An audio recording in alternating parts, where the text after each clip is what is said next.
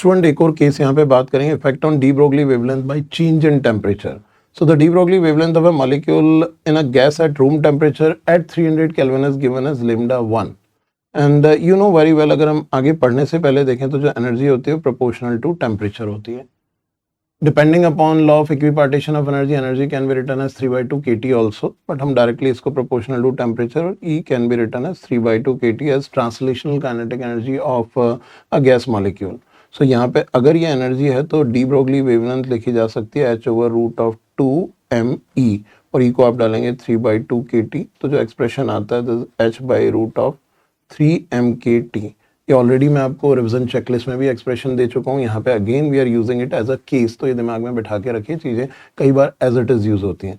Now it is saying temperature of gases increase to 600 kelvin, तो de Broglie wavelength क्या हो जाएगी?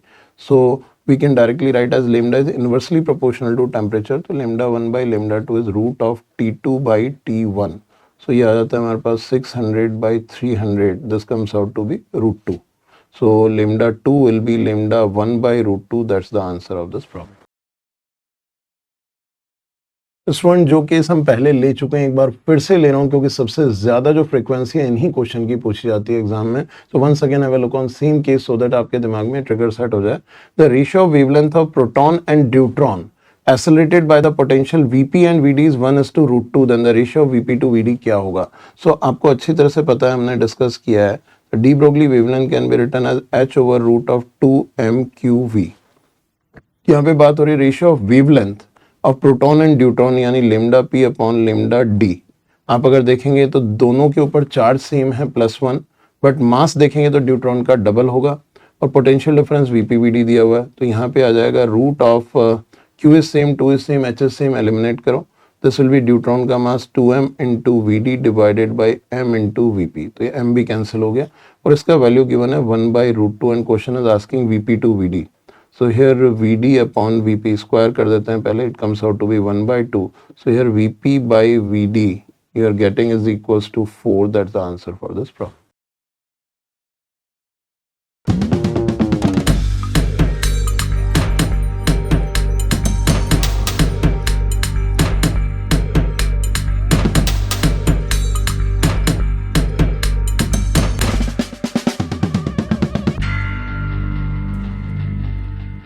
Pretty straightforward cases होते हैं when we need to discuss about photon flux in a light beam. Direct question रहता है, not linked with de Broglie wavelength but calculation of number of photons पे बहुत cases होते हैं.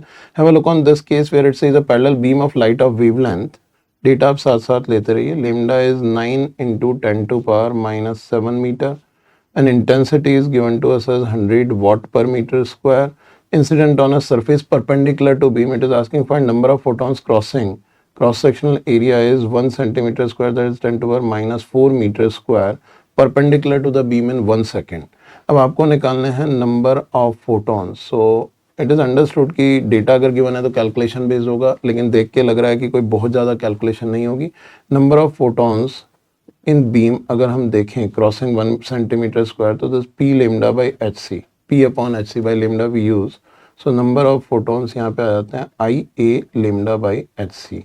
So if you substitute this 100 into 10 to power minus 4 into 9 into 10 to power minus 7 divided by HC, if you take this 6.63 into 10 to power minus 34 into 3 into 10 to power 8. I think simple calculation here. I'm leaving it for you as an exercise to solve and get the result. Another fundamental case of radiation pressure, एक case हम already ले चुके हैं. If you have a look, it says sunlight falls normally on a surface of area 36 centimeter square and exerts an average force of 7.2 into 10 to power minus 9 Newton within a time period of 20 minutes. Now it is saying considering a case of complete absorption, the energy flux of incident light we need to check कि energy flux क्या होगा. सबसे पहले हम flux की बात करें, energy flux की बात करें, तो what is energy flux? Flux is always related to per meter square cross section or per meter square cross sectional area, or you can write it flow per meter square cross sectional area. कोई भी चीज अगर cross sectional area के perpendicular flow हो रही है उसका per meter square is considered as flux. So इसकी unit होगी energy is joule per meter square, और we can also write it watt per meter square. Either of the two can be considered as energy flux because this energy per unit time per unit area. तो यहाँ पे आप इसको per unit time भी denote करते हैं for flux calculation. So in this question it says the light falls normally on a surface area. यहाँ पे area given है 36 into 10 to power minus 4 meter square. Exert जो force हो रहा है this is 7.2 into 10 to power minus 9 Newton. Time भी given है हमारे पास this 20 minute 20 into 60 this equals to 1200 seconds. Considering a case of complete absorption तो एनर्जी फ्लक्स क्या होगा फॉर एब्जॉर्प्शन हमारे पास जो फोर्स होगा that will write as I A divided by C. This what we are going to use क्योंकि I A by C will be the power upon speed of light. This gives us per unit time the change in momentum. और in this case अगर हम यहाँ पे calculate करते हैं question में ये कह रहा है टाइम पीरियड 20 मिनट में टोटल जो एवरेज फोर्स एग्जर्ट हुआ इतना एग्जर्ट हुआ. तो यहाँ पे आप देखिए 20 मिनट का प्रैक्टिकल सिग्निफिकेंस नहीं है क्योंकि इंटेंसिटी आई है तो हम टोटल एनर्जी कैलकुलेट कर लेंगे. From this relation you can calculate the value of I because rest all values are given. Numerical substitute करो आई आ जाएगा. So I gives you watt per meter square and energy flux E flux can be written as simply I into T. ये भी आप time given है 20 minute IOT निकाल लीजिए.